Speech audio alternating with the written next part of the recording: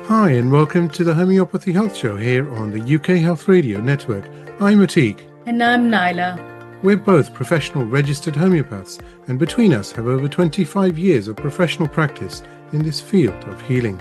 The Homeopathy Health Show is the voice of homeopathy on radio and podcasts around the world, promoting and raising awareness of this truly unique system of healing and healthcare, which is suitable for all ages, young and old. Every week, we invite guests from the world of homeopathy to come and share their experiences, their work, offer insights, and essentially talk all things homeopathy. Visit www.ukhealthradio.com to listen now. To find out more about us, you can visit us at www.homeopathyinpractice.co.uk. And whilst you are there, do subscribe to our newsletter. Be inspired and join the conversation.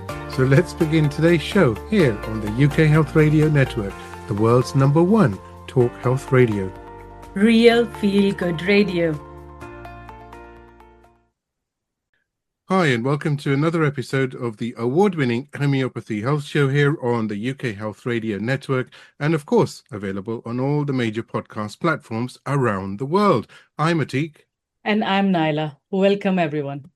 It's ever so nice to know, ladies and gentlemen, that over 65,000 unique listeners from around the world, 77 countries in fact now, tune in every week to listen to the voice of homeopathy.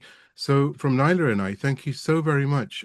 It's so heartwarming, and please, for the new listeners, of course, follow and subscribe. And if you want any specific guest as far as the world of homeopathy is concerned, do let us know, and we will do our utmost to get him or her on the show, right? We are absolutely very approachable. Just go on our socials and send us a message, and we'll do whatever we can to get that person on the show. Yeah, for everyone. Absolutely. No autographs though, but yeah, absolutely. So, we have a wonderful guest with us today, and we are delighted to welcome a homeopath whose name has become synonymous with acute prescribing, practical clinical wisdom, and dedicated service to the profession, Marcus Christo. Marcus graduated from the College of Homeopathy in 1990, and over the last 3 decades and a half has become one of the UK's most respected practitioners, teachers, mentors, and lecturers. His passion for homeopathy has taken him across countless colleges, conferences, and professional organizations where he has inspired generations of homeopaths through his engaging teaching style and his remarkable ability to make acute prescribing both accessible and clinically effective. Now, in this very same year that Marcus qualified, he founded the Traveling Homeopaths Collective, a unique charitable initiative providing homeopathic care and information at outdoor events. Woo! Love outdoor events, especially in the summer. A project that continues to demonstrate homeopathy in action, helping people where they are. And that's it's so beautiful, that is, to know that, and it's a very successful collective, literally, and we are going to talk more about that. His contribution to the profession has been immense, from mentoring practitioners and supervising with the Society of Homeopaths to organizing continuing professional development, CPD, and annual conferences. And Marcus has devoted much of his career not only to treating patients, but to supporting and developing fellow homeopaths. And ladies and gentlemen, we have to tell you, Naila and I, he's one of the nicest, humblest people in this profession. It's just so nice. And in recognition of his outstanding service, he was awarded the Fellowship of the Society of Homeopaths in 2004, the highest professional honor of the society. Many of our listeners will also know Marcus through his acclaimed teaching programs, The Art of the Acute and The Art of Acute Therapeutics. These courses have become something of a benchmark for practitioners wanting greater confidence in managing acute illness, blending classical philosophy with practical, everyday prescribing.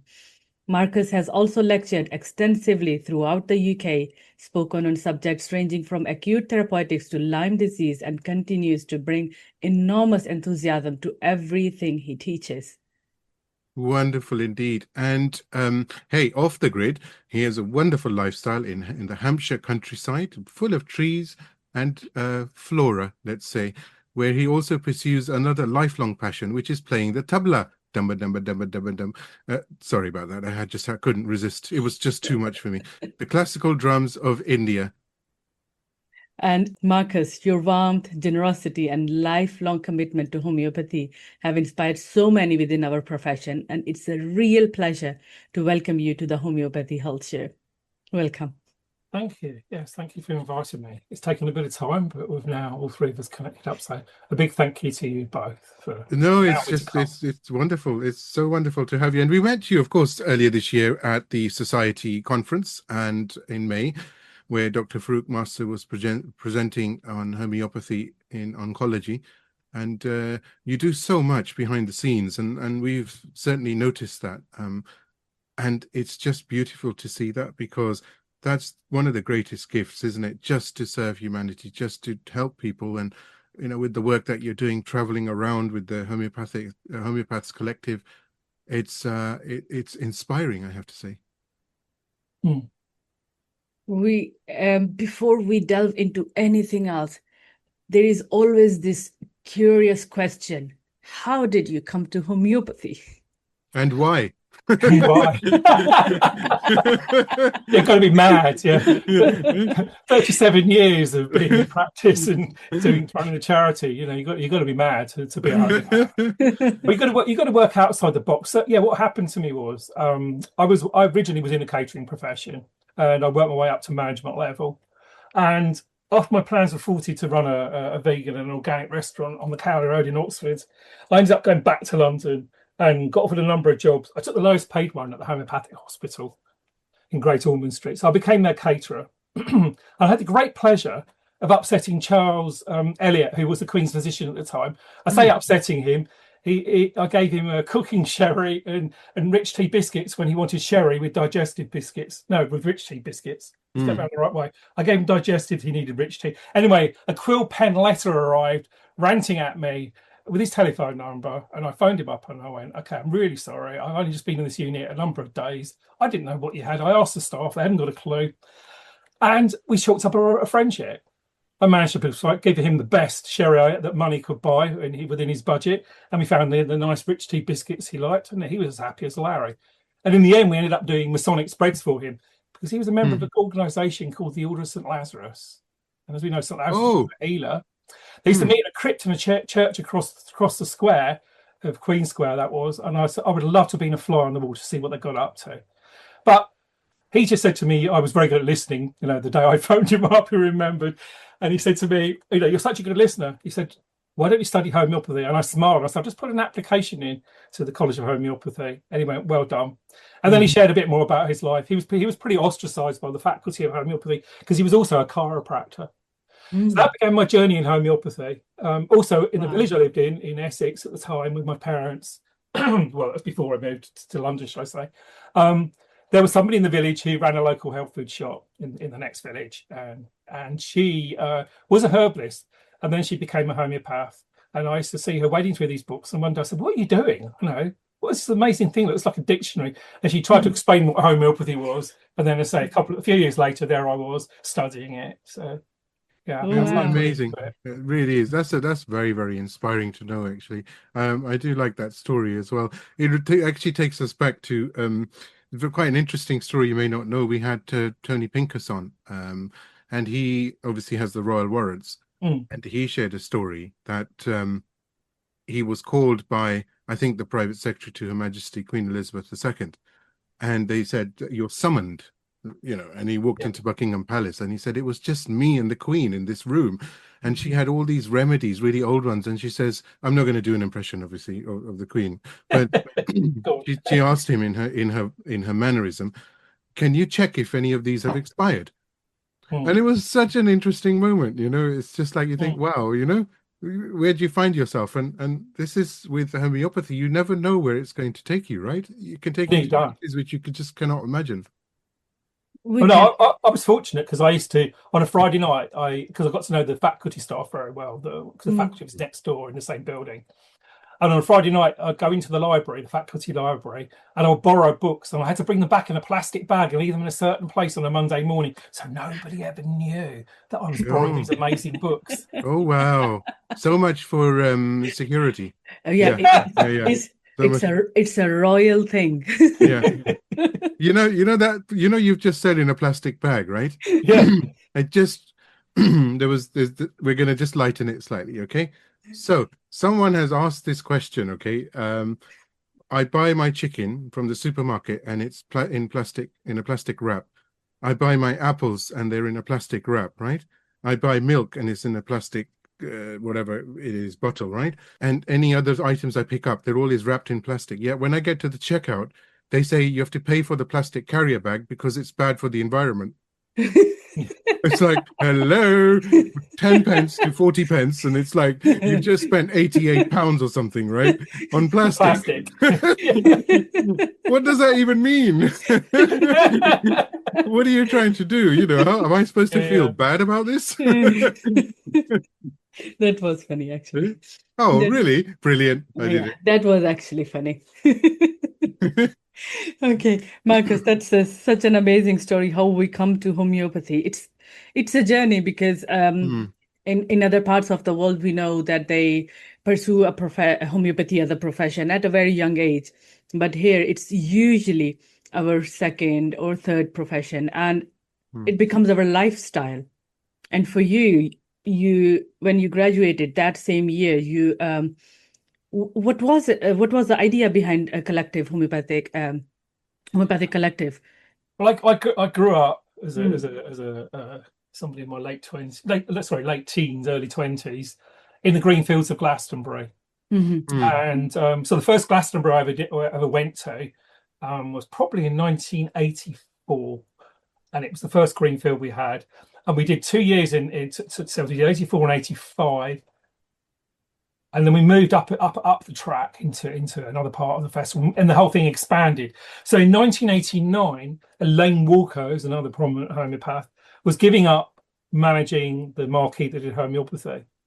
And it's who you know, not what you know, right? So there I am in my final year, and I get asked by a dear friend of mine who was managing in Greenfields. This is at Anne Waterhouse.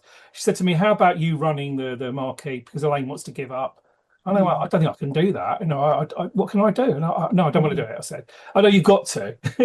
So I switched from doing green campaigning into running the homeopathic marquee in 1990. So literally directly after graduation, I drove to Glastonbury from London from graduating, and I got ill. I got dysentery. There was dysentery on site. They never actually labelled it dysentery. But looking at the symptom picture, I always like to know what disease it is, because it just I want to know. Just it's how my brain works. And I was telling everyone to bog off out of my vehicle when they came in, because I'm making it dirty.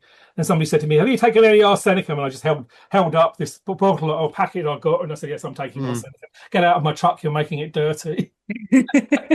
So there was 12 of us, I think, that worked that first year, and there was a number of graduates and one student, and Carol Boyce came along, and Linda Shannon, as she is now, and we had a couple of teams, and we sort of did 8 till about midnight, I think, and I think we treated about 200 people or thereabouts. Wow.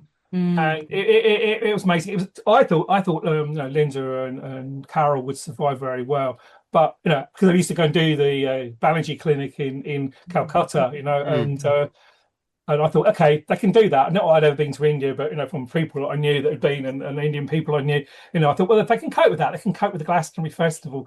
I was wrong. They both struggle with a lot of different things, and they gain as much out of it as we do. We gleaned the homeopathic knowledge from them, and they gleaned stuff from the rest of us that have been outdoor events over the years.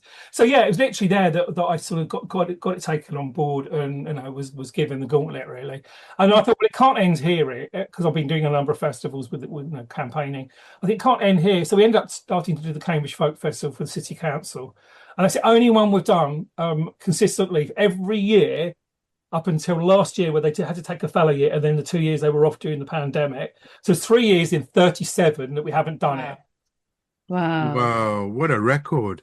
And the Wow. council love us because we complement neatly the St John's Ambulance, which have a huge setup, and we complement the Samaritans. So you've got a talking therapy, hands-on therapy, and us in between. So people that come from one to the other, and you can see them batting around. I'm going to go and see them, or go and see them and come back once you've had it all dressed, and we'll then deal with you homeopathically. So Wow. I see what we're doing really is working now over the years, more and more so that we're working alongside people. It's not about okay, we can be individuals, but if we can't work as a team with all these other people, we don't want to alienate the medics. There's a place for them at every event, you know what I mean? So we need to be working alongside them. So when I get stuck or when we get stuck, should I say, in healing areas where it's all hippy dippy and preaching to the converted, I get a bit fed up with that, because it's just like we're not moving the message on. And we want to move the message on so we get more people studying homeopathy, so we get the next generation of homeopaths. Because what we're suffering from right now in the profession is there's not many younger people coming in. We're becoming old, all of us, and so the longevity of anything is not a good one, and you start to think, well, how can you move something on? It's a big question. And it's not just generally me with the travelling homeopaths. When I talk to Corinne and Stuart from society, all the time we're saying, well, where are we going? It's a bigger picture.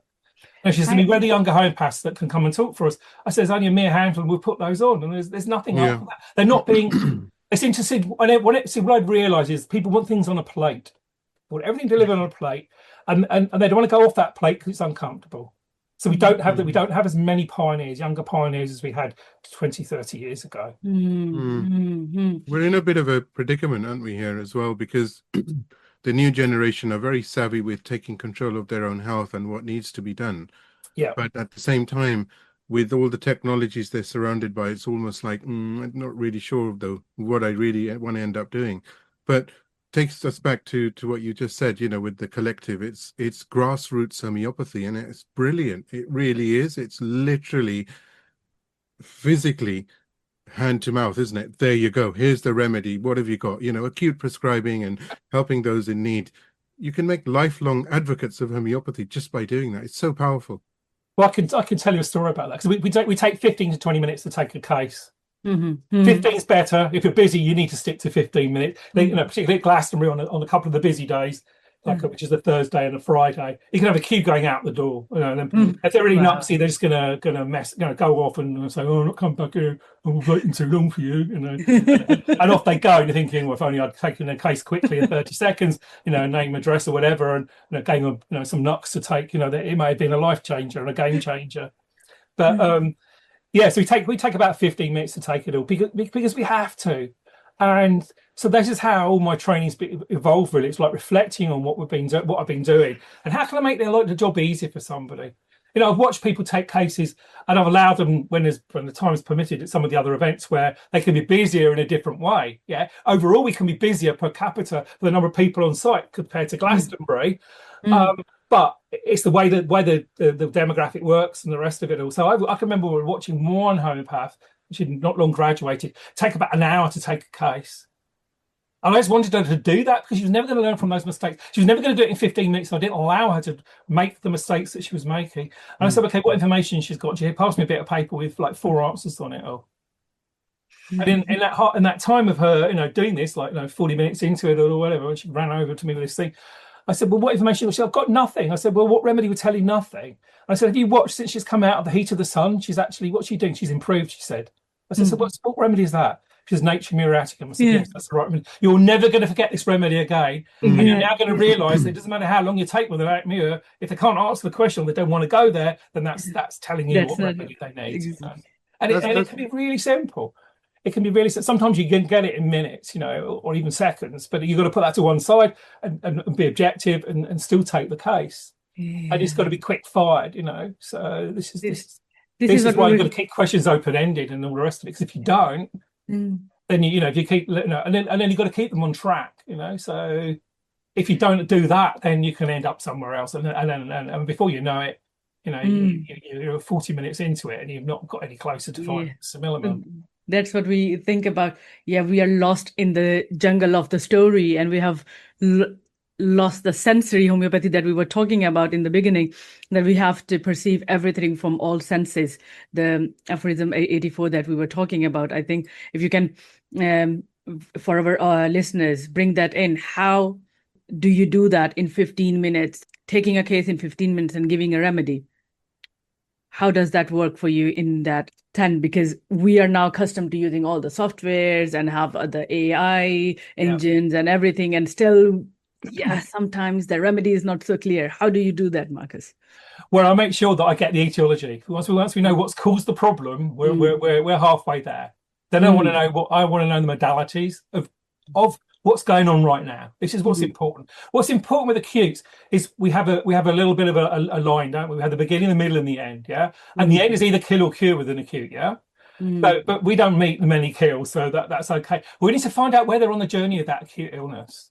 So we need to have an understanding of the pathology as well. Because we know then what the expected outcome could be, where they're going to go into the second stage. It's a bit like treating chicken pox. We know that to begin with, the eruption happens, and then it goes all over the body, and then they start to scab over. And at that point, they're no longer infectious. And at that point, the remedy's different. It might be roost tox. It might be something completely different. But so you've really got to be really careful. You've got to be a detective. So you've got to really find out what symptoms are going on right now. This is the important part of it all. A client will get fixated on this whole journey. Well, I had a fever, I had this, I had that. Yeah, but right now, how's it? You've come into me now. Why have you come in at this time? Why are you eating that particular bowl of food? I mean, this is what's good about working in a drop-in clinic or at a festival.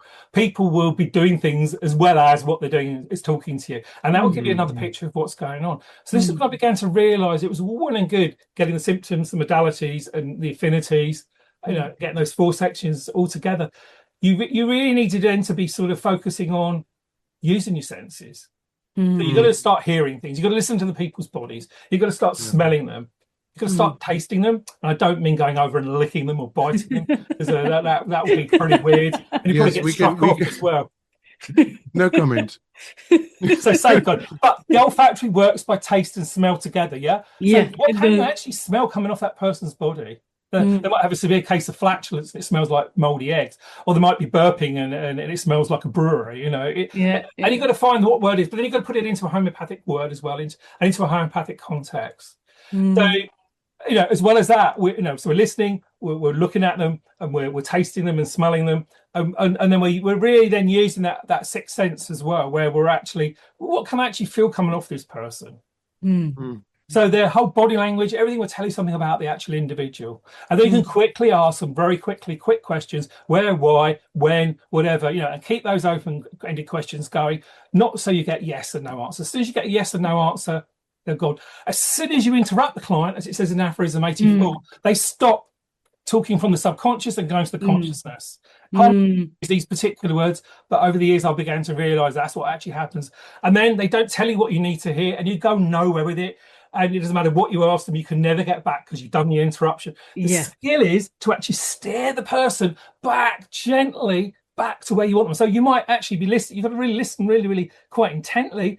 And you want to get to the point where you can say, well, what did you mean by this? And at that point, you can bring them back and they go, blah, blah, blah, and they give you a keynote. So sometimes you can be like keynote prescribing. But you do need to know the journey of the acute, the beginning, middle, and the end, and the actual disease process of it all. It then makes life a lot easier to find the minimum. So quickly you can hone in to 2 or 3 remedies. Sadly, some of those are polycress. I mean, the biggest thing I hate treating is hay fever, because people come in these acute flare-ups of chronic. It's something that should be treated in the autumn, using constitutional prescribing and the indicated miasmatic energies, along with specifics for whatever the expression does when it expresses itself. So they come to you and they expect you to wave a magic wand. And that's happened a few times. I can remember there's a case I share, an event we were involved in working at and running the clinic at, and she came in and she was very clipped and very neat and tidy, and without a doubt it was arsenicum, but asking all the right questions, quickly I was to arsenicum, and we gave it to her and it worked, And it can be times where you can give a remedy which is a polycress, which is going to be useful. I mean, one of the best ones one of the ones I can remember, should I say, is a woman came up to me during the Eclipse Festival and said to me, "Oh, you don't remember me, do you?" And I'm going, "No." She's holding this little boy's hand. I thought, have I done something naughty? And She said to me, I came to you at the Cambridge Folk Festival 8 years ago. She said, I came with terrible period pains to the point where I was going to have to go home. And she said, you gave me some pulsatilla to 30 to take as and when. And she said, I took 3 doses and it went away. She said, and I went off and saw this homeopathy suggested. And she said, I know, literally a few weeks later. And she took my case and she gave me pulsatilla 200. What I didn't know at the time was, she said, I'd actually conceived. I'd been trying to conceive for 3 years. Oh, So she said, I know it was a remedy you gave me. And I said, well, this is the problem with homeopathy. I can remember treating another lady, not acutely, more chronically. And I know, again, another infertility case where the marriage had disintegrated through IVF.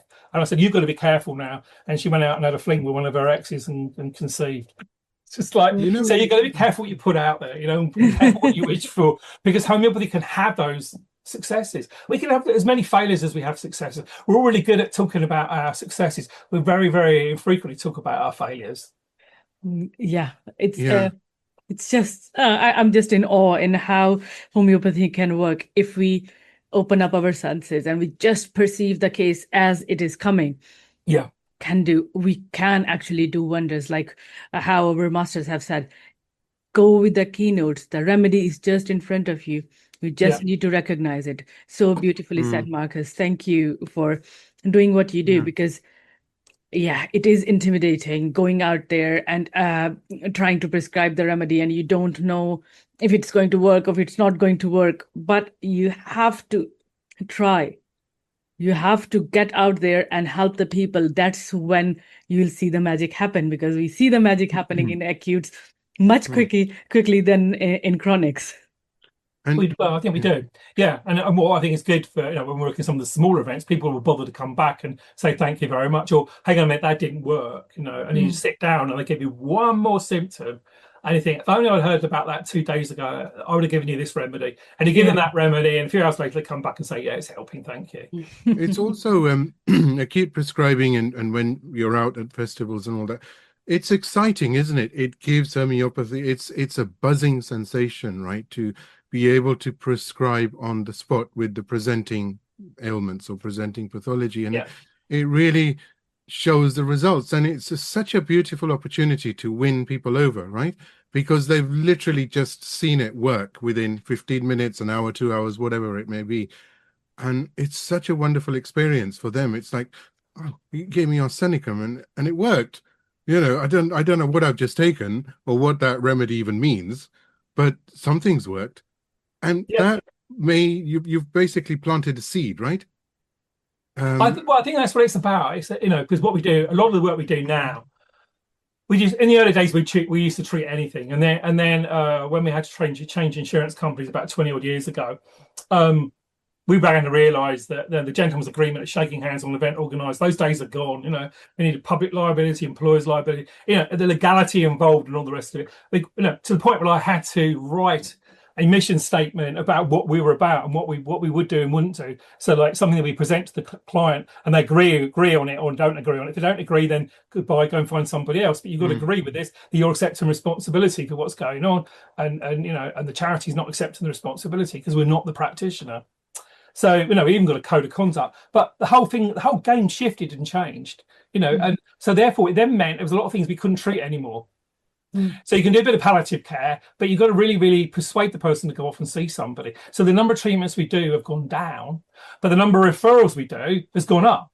Engaging the referral system is quite difficult, but we do know from some of the people that have managed to have referrals done to them in a team of people where we've got 20 homeopaths working in Glastonbury, a large number of them will get a number of referrals. I think in 37 years, I've only probably had 2. Some of the events I do, people at the festival are more likely to be my clients or my wife's clients. So, so they come to see us for the acute flare up or whatever's going on, So that's what happens is that, the more well-known homeopaths become, you find at some of the smaller events that we've got local homeopaths working, a lot of the people that they will be dealing with, some of those people might be their clients.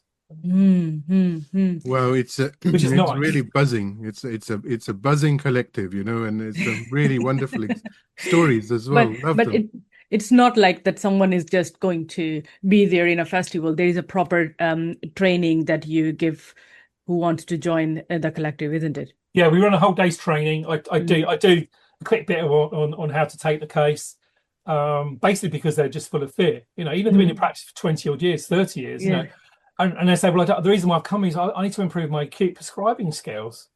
So I don't do much prescribing anymore because we you know, we're doing so much promotion for the profession, and I might be out front talking to people and then engaging with them and bringing them in. Okay, yes, we can help you. Oh no, though we can't help you. Can I just take your name and I'll give you a referral? This is something that, you know, they'll go away. Nobody goes away empty-handed, is what I'm saying. They come out with a remedy and a remedy and a name of a homeopath. They come out with a name of a homeopath. Yeah. So there's something for everyone, really. And, you know, and even if only 20% of them were to take that up, that's still, you know, at some of the small events, that could still be, you know, like half a dozen or a dozen people or 40 people that take up homeopathy. That would never ever happen before, you know. Then you've got all the people that just walk past our big 4-meter wind feathers that say homeopathy. Not quite with the diphthong, but we never drop the EO. Because that's another story. Anyway, so we've kept it the traditional way, but, you know, when you're doing it down this way, you can't do the diphthong because it's just homeopathy going horizontally rather than vertically, and no, vertically rather than horizontally, to get around the right way. It's, people find it hard just to understand homeopathy. So what do? You leave the extra O in, so it's like I can't even pronounce it. So how am I going to possibly know how it works? Forget it. Now they say in case it's OEO. Well, yes, because if you change the spelling, you become the same homeopathy rather than similar. Yeah. And this is yes. So, you know, Harlem will be turning in his urn or his grave or wherever he's in Paris. He'll be turning anyway. You know, it's a grave, I think. Look what they've done to it. But yeah, it makes the whole meaning change, you know. And I can remember Peter Fraser and myself campaigning when the profession was out to change it, saying, no, you've got to change the whole meaning of it all, even, you know. So yeah, we're old school as much as we can be with it all. So yeah, the fact there's thousands of people that walk past these wind feathers, you know, like Glastonbury, 250,000 people could potentially walk past our signage, and it gets lodged in their subconsciousness, and suddenly they're back home in Bristol, Bath, wherever, or even Delhi or Mumbai, wherever, and suddenly they think, I'm not feeling very well. What's this homeopathy about? And the next minute, they're Googling around and they've made an appointment to go off and see somebody. So we don't know how much of that actually goes on, but we just know over the years, millions of people have walked past us and seen what we're up to. And we have chalkboards outside the front of our clinics, and it lists the complaints of the day based on the weather. And that gets people engaging, you know, like screaming babies and menstrual pain or whatever, you know, like saying, well, I haven't got menstrual pain, so how could it help me? And I think, you know, go away when you're sober and I'll come back and I'll treat your hangover, you know. You know what they're doing now is some of my clients, they said when you go to a pharmacy talking about the child is screaming or they have a rash or something, they offer them antihistamines, and the mother says, I don't want it, I just want to know what it is. And they say, he'll sleep better. Yeah. And is it the only thing that we need? Well, antihistamines. Antihistamines. Who knows? Yeah. It's we can't actually go into it, but you know, there's so many people that anyway, yes, moving on quickly. This is the Homeopathy Health Show. It's just because I know when my eldest was younger, we couldn't get antihistamines for kids for younger age, and now every child is on antihistamines. If someone is sneezing, they will be looking at him like this. Why is he sneezing? Why is he not taking his antihistamines? No, we're not introducing antihistamines. We're working in a different way. As you mentioned, we are working constitutionally. We don't want to suppress. It's really, I mean, the environment, I am going to go there, just can't resist, but it's just so strange, isn't it? You could say that you can't sleep, right? Or you could wake up with just some knee pain, or your fingernails are growing too quick, and it's like, you need to be on statins. You say, what the hell? What's that got to do with anything? No, you got to be on statins because this is all related. But it's not. It's anyway. But coming back, yes, I actually seriously believe in what you have said. If the banner is there, and if they're reading homeopathy and they are reading the complaints of the day, it is going to stay there if it's not going to stay there with the parents, the 6-year-olds, the 7-year-olds who have just started to read, they read everything. They read every board and whatever is around them. They might be the homeopaths of the future. They might try homeopathy when nothing has worked, or before they have tried anything that is not going to work. So that's a beautiful service to homeopaths, to the community, and it's not easy. Like everyone else is enjoying, and you are in the tent prescribing, helping people, and other homeopaths are there just because we want them to see there is something out there. There's nothing is always paracetamol. They can actually try the sugar pills that can actually do their magic. You don't know how it happened, but the headache that was there 5 minutes ago just vanished. And it happens in front of your eyes. Yeah, it does. Going back to the Nature Mere case, she gave her 130 and the next minute she was outside juggling again, like because she'd cooled off anyway, removed the maintaining cools of the sunlight, put somebody in a cool airy space, and the magic happens. And sometimes common sense is what prevails. You know what I mean? Sometimes a remedy's not the answer. It may be that you can give them something, but really they need to go away and they need to stop doing the maintaining cools and stop doing the drugs or the alcohol and go away and drink a couple of litres of water. Or go and buy a sun hat or go and buy some sun blocker. Sometimes you've got to remove the maintaining cools when you know that's what the maintaining cools is. Yes. And at times people will come in, and as you quite right say, they come in and say, "Have you got any antihistamines?" No, we've got something better than that. Have you got 15 minutes of your time? Give it to me. It's going to cost you £20. We're going to send you out with a remedy. Yeah. And it's a way you've got to sell it to them. That's a large part of where we're at the moment. Within the service we provide. And the events that we used to do, a lot of them we don't do anymore. Some of them have disappeared. Sadly, yes, we could do loads more events, but it costs so many thousands of pounds because they all want money for us to go into it. The early days of the whole circuit, we didn't have to pay to get into an event because we are a charity, and what we're doing complements the medical services as well as the Samaritans or for. So now you have to pay to get into the events. Well, if we want to do some of the ones we were doing, yes. Okay. So the problem is they see how well we do and how visual we are. We're very colourful. So can we take the main rig off somewhere? We also run a water feature with a fountain in and a load of homeopathic plants with a label on them. So we really try to bring the audience into us.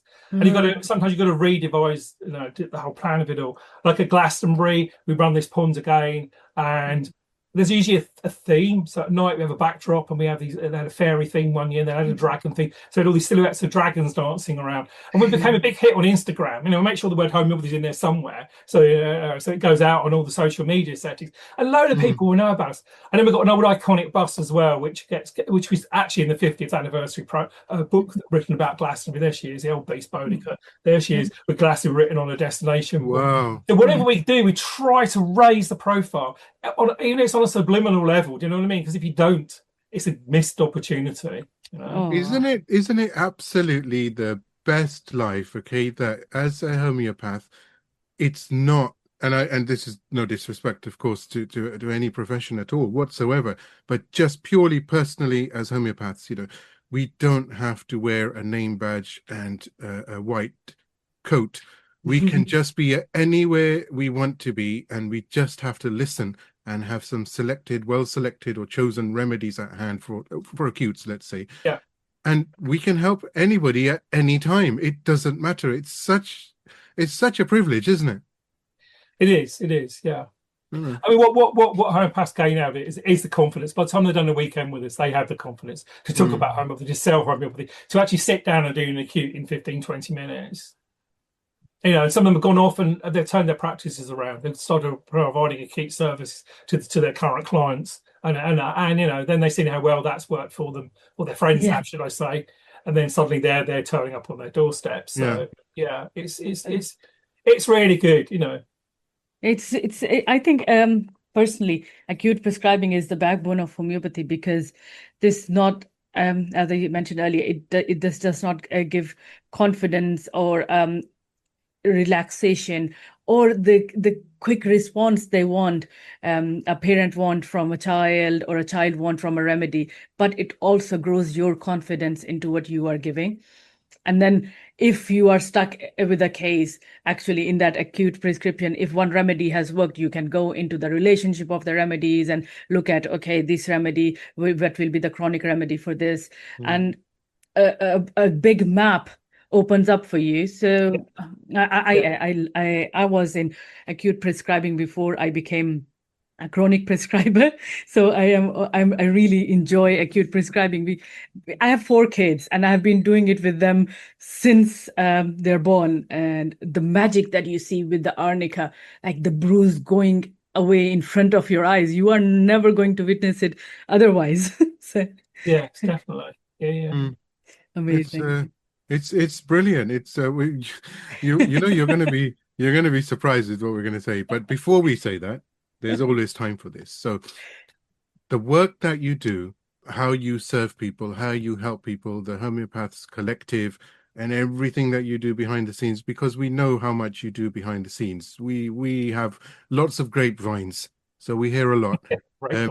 Honestly, we give you the utmost respect and honor, and it's just, thank you for everything that you do and continue to do, because it's homeopaths like you who actually truly make a difference. And honestly saying that, we're saying that, from our hearts, right, Naila? Because absolutely, it's that service, isn't it, Naila?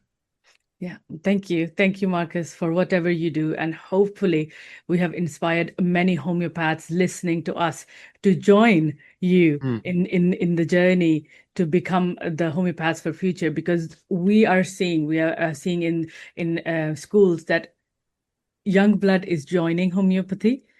And to get the confidence, I think it will be really worthwhile to join the Traveling Homeopaths Collective, because that can give them the confidence they need. That can give them the grounding they need for a successful practice.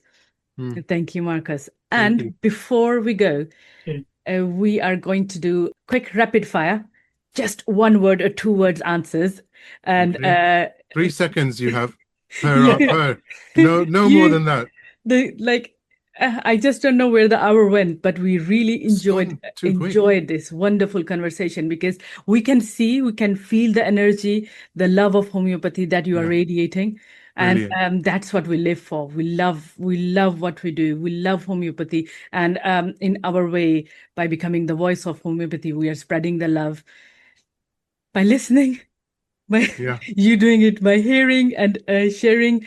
And we are also doing trying to do some service for homeopathy.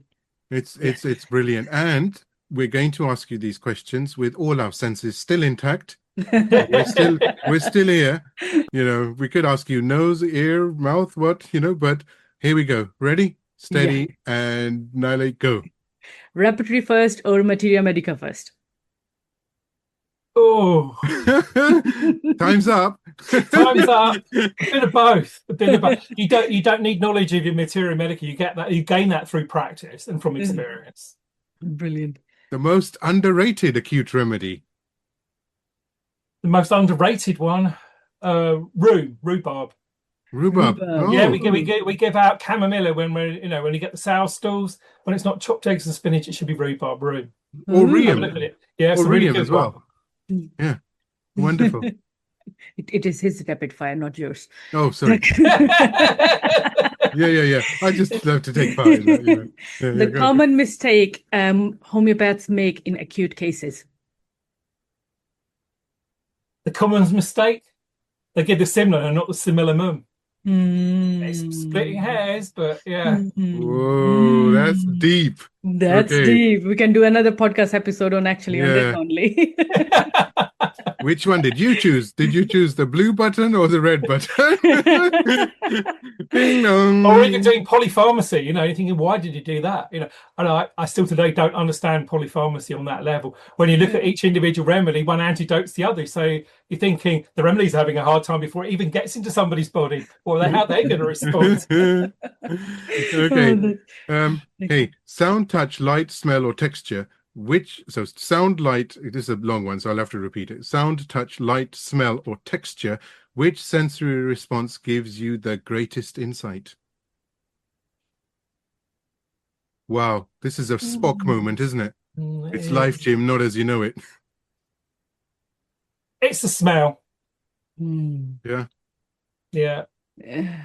Or the Brilliant. taste, The smell and the taste. I know you Indian guys love the taste, so Yes. taste and smell go together. It's like you ask an English person about food, and then you ask an Indian person about food. Oh my goodness gracious me, the Indian person will be absolutely entrenched in it and give you what you need to hear. The English person will just like haven't got a clue, and you got to open-ended questions to stimulate them into giving you what. But yeah. So yeah, need more spices. Yeah. It's not cod and chips, even though we love them, and definitely not herring and chips. Anyway, next question. Yes, it's Constantine. Yeah, good. What is one thing you wish every newly qualified homeopath understood? What they understood, or controversial homeopathy. Yeah. Okay, that's a funny one, isn't it? Yeah, I loved it. Okay, penultimate one. Your most memorable lesson from the Traveling Homeopaths Collective. Most valuable lesson. Most memorable lesson. Memorable lesson. Except for being in a field with someone with dysentery, because that's just like trauma. Well, no, it's not when you fix them all. It's fine. Arsenicum. I think the most memorable things is meeting famous people. And having to keep that confidential, And I tell you what, some people's tongues slip. Oh, we treated so and so and so and so again. You're not supposed to go around telling people that. I just saw them in the record books. Like, well, what are you doing there? You doing that for? Oh. Hey, I have a question for you from that though. Just before the last question. Generally speaking, you must have bumped into people at Glastonbury. How was that? Famous people. I tell you what, I went running after Ezzy Izzard, whatever he calls herself, him, she, him, her. Okay. And he was standing there to be a Labour Party candidate, and I actually in Brighton, and I was mortified because Caroline Lucas, the Green Party, was also standing to be re-elected. No, she didn't. Somebody else went. She retired, and they still got voted. Anyway, and so I got talking to him, and I realised he was doing some stuff in the healing area, but he kept walking past. He kept giving us a wide berth. And I wanted to ask him how he felt about homeopathy, but it's how he answered these other questions on everyday politics. I began to realise that he wasn't that radical. My heart sunk, just like, because I think he's quite funny, She's quite funny. Whatever he, she, him, whatever. Yeah.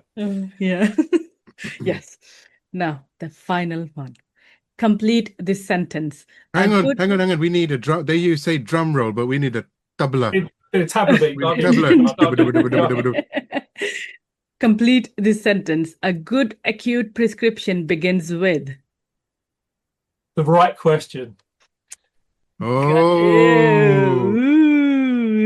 that right question. Brilliant. Otherwise, you're going to a different remedy. that just the thinking. My brain is mashed because it took me to iRobot with Will Smith, and when the guy who came up with the iRobot asked him, he said he asked him many questions in the movie, and finally he would ask a question, and this whatever it was hologram said, "Now you've asked the right question." And it opened it. There you go. Yeah. Interesting. Oh, thank you, Marcus. Love the rapid fire as well as the episode. Thank you for joining us, and again from all our hearts for whatever you do. We really, really appreciate all the work that goes into this, because we know it's not easy at all. It's bringing everyone together, doing what you love is, it takes time, it takes effort, it takes courage, and it takes a lot of money, because then that flows back into this, and then we have to collect. Thank you. And if you have any links that we can put in our chat that people can log into or donate or anything, we'll be happy to share that. And you said you're easily available on Google, easily searchable on Google. So people can just put your name on Google and find everything. They will do. Cleaning my past. Wonderful. And ladies and gentlemen, this is also part of the Society of Homeopaths assigned podcast as well. As you know, the Homeopathy Health Show is part of the CPD credits, and you can find us as practitioners on Society of Homeopaths website. So this will also go out as a special CPD podcast as well. So it's wonderful, Marcus. It's honestly, it's been buzzing, and it's so much energy coming from you. The passion and the love and the woohoos, it's wonderful. Thank you so much. Do stay on air for now, and but otherwise, as far as the episode is concerned, Naila, closing words. Thank you, everyone, for listening. Please tune in every week and share the love of homeopathy by sharing our podcast with everyone you know, because you never know who will be a convert next week. And please push the subscribe button. It's very helpful if you subscribe to the channel. I know you all listen, but we always forget to press the subscribe button, because then it reaches more people. So please do that. Thank you, everyone, for listening. Thanks, Marcus. Thank you. I do hope you've enjoyed this week's episode of the Homeopathy Health Show. Tune in every week for inspiring conversations, bringing you all things health and well-being to your radio and podcast apps. The more exposure the Homeopathy Health Show receives, the better for homeopathy around the world.